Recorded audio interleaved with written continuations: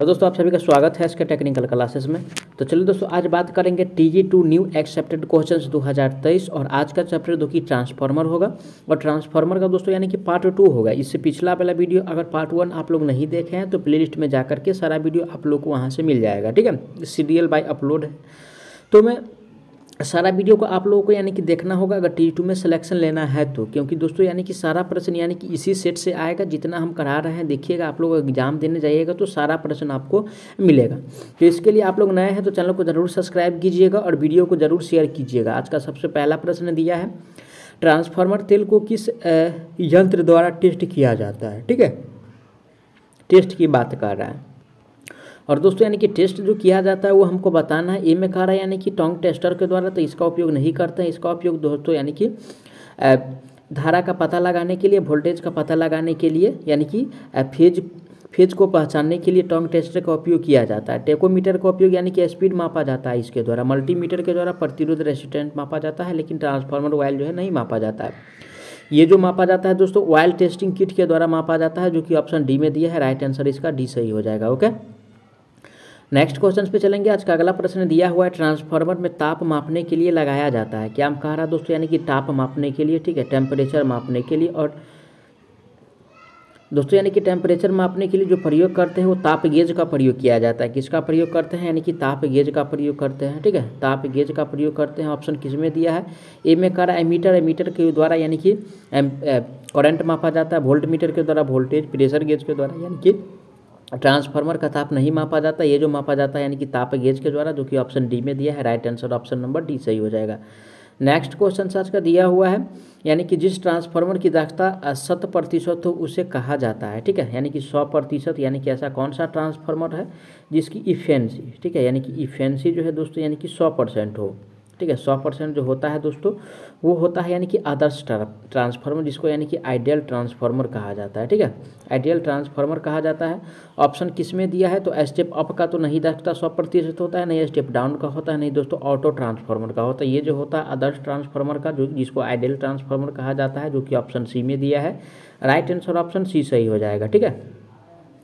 आज का अगला प्रश्न दिया हुआ है, यानी कि जिस ट्रांसफार्मर वाइंडिंग कोर से घिरी होती है उसे क्या कहेंगे, ठीक है। यानी कि वाइंडिंग कोर से जो घिरा होता है उसको हम क्या कहेंगे वो हमको बताना है, ठीक है। जो वाइंडिंग कोर से यानी कि घिरा हुआ रहता है उसको हम क्या कहेंगे वो हमको बताना है, ठीक है। तो दोस्तों यानी कि उसको ऑप्शन ए में कहा है यानी कि कोर टाइप ट्रांसफार्मर कहा जाता है, ठीक है। बी में कहा रहा है यानी कि सोल टाइप ट्रांसफार्मर, तो यानी कि जो घिरा रहता है दोस्तों उसको सोल टाइप ट्रांसफार्मर कहते हैं, जो कि ऑप्शन बी में है। राइट आंसर बी सही हो जाएगा। ओके,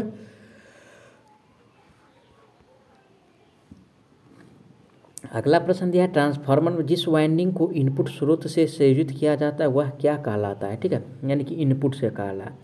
और दोस्तों यानी कि जिसको इनपुट से संयोजित किया जाता है उसको यानी कि प्राइमरी वाइंडिंग कहा जाता है। क्या कहा जाता है, प्राइमरी वाइंडिंग कहा जाता है, ठीक है। प्राइमरी वाइंडिंग कहा जाता है। ऑप्शन किस में दिया है, primary winding option number A में दिया है। राइट आंसर की बात किया जाए तो ऑप्शन नंबर ए सही हो जाएगा, ठीक है। और सेकेंडरी वाइंडिंग उसको नहीं कहते हैं जिससे स्रोत से जुड़ा होता है, नहीं फील्ड वाइंडिंग कहा जाता है, नहीं कोर वाइंडिंग कहते हैं, उसको प्राइमरी वाइंडिंग कहा जाता है जिसको स्रोत से संयोजित किया जाता है, जोड़ा जाता है, ठीक है। नेक्स्ट क्वेश्चन आज का दिया हुआ है, ट्रांसफार्मर कौन सी विद्युत धारा पर कार्य करती है, ठीक है। यानी कि ट्रांसफार्मर जो होता है दोस्तों यानी कि कौन सा धारा पे कार्य करती है वो हमको बताना। और दोस्तों यानी कि ट्रांसफार्मर जो यानी कि कार्य करता है वो यानी कि ओनली फॉर एसी पे कार्य करता है, ठीक है। अगर डीसी पे इसको दिया जाए तो प्राथमिक वाइंडिंग क्या होगा, यानी कि जल जाएगा। अगर डीसी स्रोत से इसको संयोजित किया जाए, जोड़ा जाए, तो प्राथमिक वाइंडिंग दोस्तों यानी कि क्या हो जाएगा, जल जाएगा, ठीक है।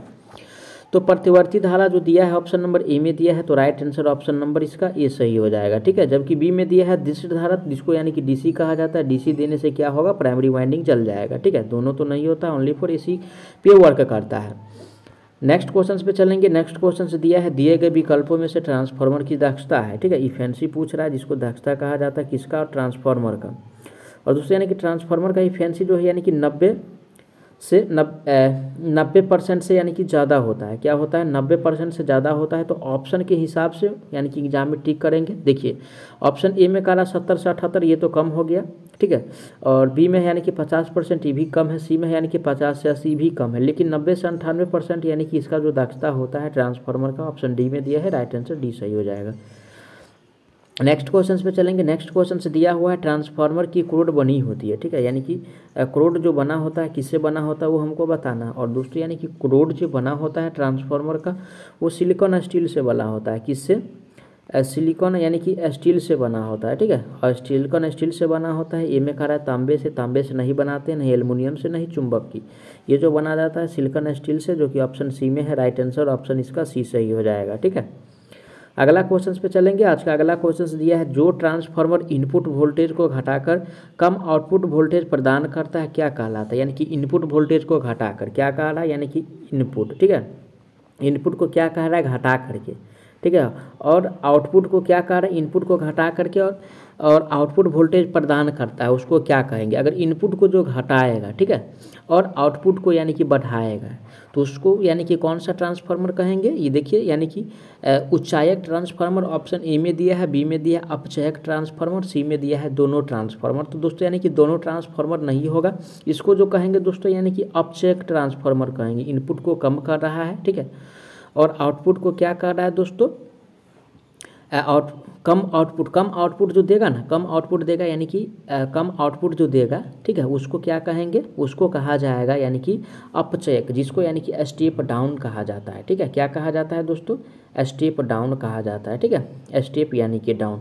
ऑप्शन नंबर बी में दिया है, राइट आंसर ऑप्शन इसका बी सही हो जाएगा, ठीक है। नेक्स्ट क्वेश्चन पे चलेंगे। आज का नेक्स्ट क्वेश्चन से निम्न में से कौन सा ट्रांसफार्मर का भाग नहीं है? तो देखिए दोस्तों, यानी कि ब्रीदर तो होता है, ब्रीदर में यानी कि सिलिका जेल का उपयोग किया जाता है, ठीक है, सिलिका जेल का उपयोग किया जाता है, ठीक है। उसके बाद कंजर्वेटर जो है नहीं हो, क्या कंजर्वेटर बी में दिया है, भाग नहीं है, ठीक है। तो क्रोड तो होता है दोस्तों, और कंजर्वेटर जो दिया है दोस्तों यानी कि बी में दिया है कंजर्वेटर, और सी में दिया है आर्मेचर। तो ठीक है, यानी कि बी में दिया है, क्या दिया है दोस्तों, यानी कि कंजर्वेटर दिया है, ठीक है। तो कंजर्वेटर तो ट्रांसफार्मर में होता है। उसके बाद यानी कि आर्मेचर जो है ट्रांसफार्मर में नहीं होता है, ठीक है, नहीं वाला ही हमको पहचानना। तो ऐसा वाला क्वेश्चन में यहाँ पे प्रत्येक स्टूडेंट कन्फ्यूज हो जाता है कि कंजर्वेटर तो होता है, लेकिन आर्मेचर जो होता है दोस्तों ये यानी कि नहीं होता है, ठीक है। यानी कि आर्मेचर जो होता है, ठीक है, आर्मेचर जो होता है ये ट्रांसफार्मर में नहीं होता है। तो इसलिए राइट आंसर जो होगा नहीं वाला पहचानना था, ऑप्शन इज द बेस्ट होगा सी, ठीक है। नेक्स्ट क्वेश्चन पे चलेंगे।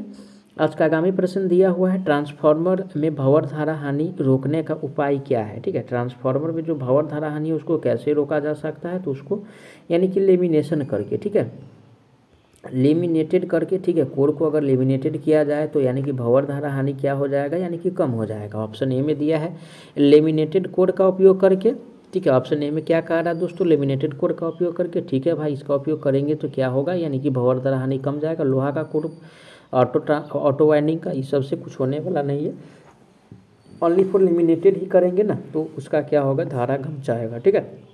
राइट आंसर ऑप्शन इसका ए सही हो जाएगा। आज का अगला प्रश्न पे चलेंगे। आज का अगला प्रश्न दिया हुआ है किस प्रकार के संयोजक में न्यूट्रल पॉइंट की ज़रूरत नहीं होती है, ठीक है। यानी कि न्यूट्रल पॉइंट जो होता है दोस्तों, ठीक है, वो हमको बताना है किस में नहीं होता है। स्टार में दोस्तों यानी कि जो होता है, यानी कि स्टार में न्यूट्रल है, ठीक है, इसमें न्यूट्रल है, लेकिन यानी कि डेल्टा जो होता है दोस्तों इसमें न्यूट्रल का कोई ज़रूरत नहीं पड़ता है, ठीक है। ऑप्शन किस में दिया है, डेल्टा, ए में है स्टार, तो स्टार में तो होता है, ठीक है, ये तो गलत हो गया, नहीं वाला हमको पहचानना है। ऑटो ट्रांसफार्मर प्राइमरी, ये जो दिया है डेल्टा, जो कि ऑप्शन डी में दिया है, डेल्टा में न्यूट्रल नहीं होता है। राइट आंसर ऑप्शन डी सही हो जाएगा, ओके। नेक्स्ट क्वेश्चन पे चलेंगे। नेक्स्ट क्वेश्चन से सिलिका जेल कहाँ भरा जाता है, ठीक है, यानी कि सिलिका जेल कहाँ रहा है, ठीक है। और सिलिका यानी कि जेल जो यानी कि भरा होता है वो हमको बताना है। और सिलिका जेल जो भरा जाता है दोस्तों यानी कि ब्रीदर में भरा जाता है, किस में, यानी कि ब्रीदर में भरा जाता है, ठीक है, ब्रीदर में रहता है भरा हुआ। ये जो है यानी कि नमी को कम करता है, ठीक है। वाई में भी अगर नमी रहता है तो यानी कि उसको अंदर जाने से नमी को मना करता है, ठीक है, यानी कि रोकता है, एब्जर्व कर लेता है नमी को। तो राइट आंसर जो होगा दोस्तों ये ब्रीदर में सिलिका जेल भरा होता है, जो कि ऑप्शन ए में है। राइट आंसर ऑप्शन ए सही हो जाएगा, ठीक है।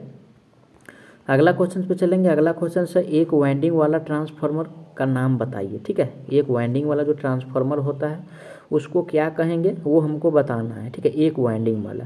तो दोस्तों एक वाइंडिंग वाला जो ट्रांसफार्मर है यानी कि ऑटो ट्रांसफार्मर है, कौन सा, ठीक है, ऑटो ट्रांसफार्मर है। ऑप्शन नंबर किस में दिया, ऑटो ट्रांसफार्मर, ये जो दिया है दोस्तों ऑप्शन ए में कह रहा है स्टेप डाउन ट्रांसफार्मर, इसमें तो 2 वाइंडिंग होता है, स्टेप अप में 2 वाइंडिंग होता है, स्टेप डाउन में भी 2 वाइंडिंग होता है, लेकिन ऑटो ट्रांसफार्मर में ओनली फॉर एक ही वाइंडिंग होता है। ठीक है, यानी कि ऑटो ट्रांसफार्मर में ओनली फॉर एक ही वाइंडिंग होता है। तो राइट आंसर ऑप्शन नंबर इसका सी सही हो जाएगा। ओके, अगला क्वेश्चन पे चलेंगे। आज का अगला प्रश्न दिया हुआ है ट्रांसफार्मर की क्षमता व्यक्त की जाती है, कौन सा, यानी कि ट्रांसफार्मर का। ठीक है, ट्रांसफार्मर का यानी कि क्षमता को जो व्यक्त किया जाता है किस में करते हैं, तो ट्रांसफार्मर की क्षमता को KVA में व्यक्त किया जाता है। MVA में भी कभी कल आपको देखने को मिलेगा, यानी कि ऑप्शन में कभी कभी VA में भी देखने को मिलेगा। ठीक है, तो देखिए डिपेंड करता है, जो क्वेश्चंस पूछे फंसाने का तरीका रहता है एग्जामिनर का, तो हर ये ऑप्शन देख के कन्फ्यूज करता है। तो KVA जो दिया है ऑप्शन नंबर बी में दिया है, राइट आंसर ऑप्शन इसका बी सही हो जाएगा। ओके, अगला क्वेश्चन पे चलेंगे। आज का अगला प्रश्न दिया हुआ है ट्रांसफार्मर किस प्रकार की मशीन है। ठीक है, यानी कि ट्रांसफार्मर के बारे में हमसे पूछ रहा है, और ये क्वेश्चन बार बार यानी कि हर एग्जाम में पूछा जाता है, तो इसको मिस करके नहीं जाना है। तो ट्रांसफार्मर दोस्तों यानी कि स्टैटिक डिवाइस है। ठीक है, यानी कि स्थिर डिवाइस है, यानी कि एक ही जगह वो स्थिर रहता है। ठीक है, मोटर की तरह नहीं घूमता है, नहीं जनरेटर की तरह घूमता है, लेकिन ट्रांसफार्मर एक स्थैतिक डिवाइस है। ऑप्शन किस में दिया, ए में है, घूर्णन कह रहा है, तो घूर्णन तो नहीं होता है, चल नहीं है दोस्तों। ये क्या है, अगर ऑप्शन में चल की जगह पे यानी कि अचल रहता तो उसको टिक करते। ठीक है, अचल रहता तो वहाँ पे स्थैतिक नहीं रहता। ठीक है, हो सकता है कंफ्यूज करने के लिए स्थिति को हटाकर अचल दे दे, तो वहाँ पे अचल मारना है, क्योंकि अचल का मतलब स्थिर वाला। तो राइट आंसर जो होगा यानी कि इसका स्थैतिक डिवाइस, जो कि ऑप्शन सी में दिया है, राइट आंसर ऑप्शन नंबर इसका सी सही हो जाएगा। ओके, अगला क्वेश्चन पे चलेंगे। आज का अगला क्वेश्चन से दिया हुआ है क्रोड की संरचना के आधार पर ट्रांसफार्मर कितने प्रकार के होते हैं, किसके हिसाब से कहा दोस्तों, यानी कि क्रोड के हिसाब से कहा रहा। और क्रोड के हिसाब से दोस्तों जो ट्रांसफार्मर होता है वो हमको बताना है, और क्रोड के हिसाब से ट्रांसफार्मर 3 प्रकार का होता है। ठीक है, क्रोड के हिसाब से ट्रांसफार्मर 3 प्रकार का होता है, एक होता है सेल टाइप होता है, कोर टाइप होता है, और बेरी टाइप होता है। ठीक है, ये क्रोड के हिसाब से इसको बांटा गया है 3 प्रकार में। ऑप्शन नंबर 3 सी में दिया है 3, राइट आंसर ऑप्शन नंबर इसका सी सही हो जाएगा। एक क्या होता है दोस्तों, यानी कि कोर टाइप होता है। ठीक है, उसके बाद यानी कि सेल टाइप होता है, और एक जो होता है यानी कि बेरी टाइप होता है, ध्यान रखिएगा। हाँ, क्वेश्चन इसमें से पूछ सकता है कि कोर टाइप में यानी कि चुंबकीय पाथ की संख्या कितना होता है, या सेल टाइप में चुंबकीय पाथ की संख्या कितना होता है। ठीक है, अगर आप लोग थ्योरी पढ़े होंगे तो अच्छा से समझ में यानी कि आ जाएगा। और यानी कि इसमें जो होता है दोस्तों, यानी कि कोर टाइप में और सोल टाइप में जो होता है, मैं आप लोगों को बताने का मैं प्रयास कर रहा हूँ, आप लोग ध्यान से सुनिएगा। कोर टाइप में जो होता है दोस्तों, इसमें 2 भुजाएं और 2 लिम्ब होता है। ठीक है, 2 भुजाएं और 2 यानी कि लिम्ब होता है। जबकि सेल टाइप की बात किया जाए तो दोस्तों इसमें 3 भुजाएं होती है, जिसमें से 1 लिम्ब होता है। ठीक है, और इसमें 2 फ्लक्स पाथ होता है। ठीक है, यानी कि सेल टाइप में 2 फ्लक्स पाथ होता है। तो इस प्रकार से भी क्वेश्चन आपको पूछेगा।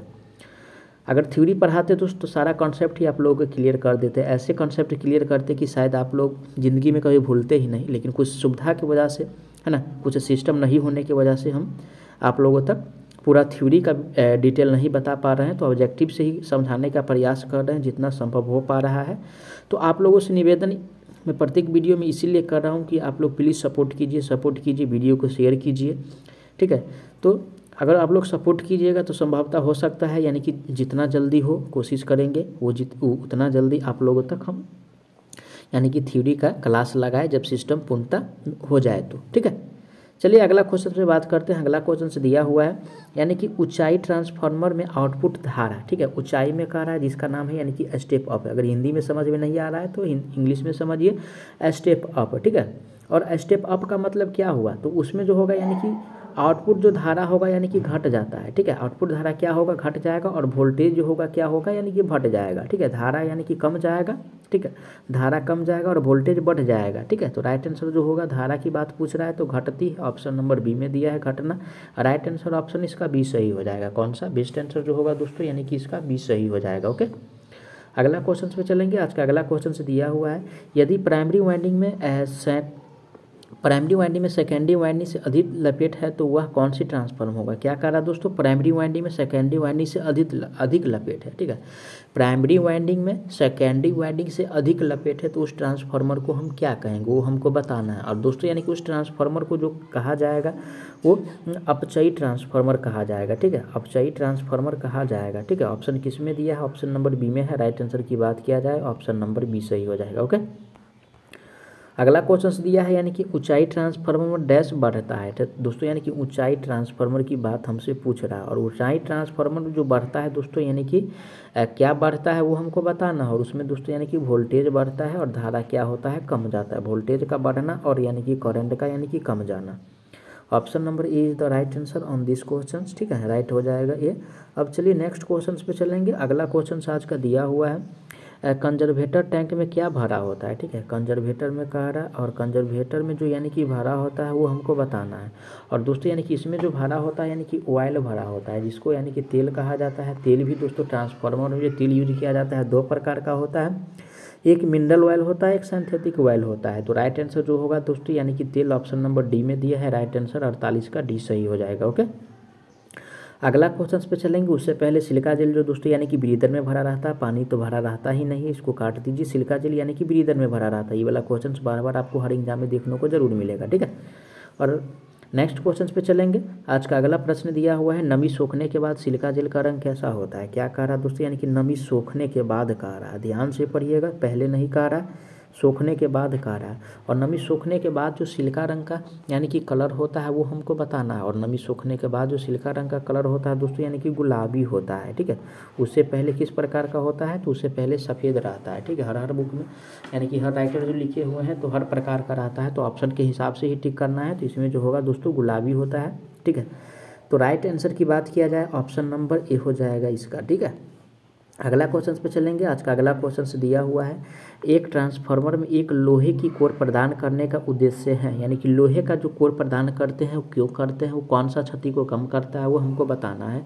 ए में कह रहा वाइंडिंग की सहायता प्रदान करता है, तो ऐसा नहीं है दोस्त। हिस्टेरिसिस नुकसान को कम करता है, ऐसा भी नहीं। चुंबकीय पथ के प्रतिष्ठम को कम करता है दोस्तों, यानी कि लोहे का जो कोर प्रयोग करते हैं तो प्रतिष्ठम को कम करता है। किसको, यानी कि प्रतिष्ठम को कम करता है। ऑप्शन नंबर किस में दिया है, प्रतिष्ठम सी में दिया है, चुंबकीय पथ की प्रतिष्ठम को कम करता है। राइट आंसर ऑप्शन इसका सी सही हो जाएगा। ओके, अगला क्वेश्चन आज का दिया हुआ है निम्नलिखित में से कौन ट्रांसफार्मर स्थापना का हिस्सा नहीं है। ठीक है, ट्रांसफार्मर का जो होता है दोस्तों कौन सा हिस्सा नहीं है वो हमको बताना है। ठीक है, ट्रांसफार्मर का कौन सा हिस्सा नहीं है वो बताना है। ए में दिया है कंजर्वेटर, कंजर्वेटर होता है, ब्रीदर होता है, बकुल्स रिले होता है, लेकिन एक्साइटर जो होता है दोस्तों ये मोटर में होता है, तो इसलिए इसका चुनाव नहीं करेंगे। राइट आंसर नहीं वाला पहचाना था, ऑप्शन डी हो जाएगा। ठीक है, ब्रीदर में सिलिका जेल भरा होता है, कंजर्वेटर में तेल होता है। ये जो है यानी कि अलार्म को यानी कि डिटेक्ट करता है। जब भी यानी कि फॉल्ट आता है तो क्या करता है दोस्तों, यानी कि ये सूचना देता है। ठीक है, बुकलोज रिले का कार्य यही है।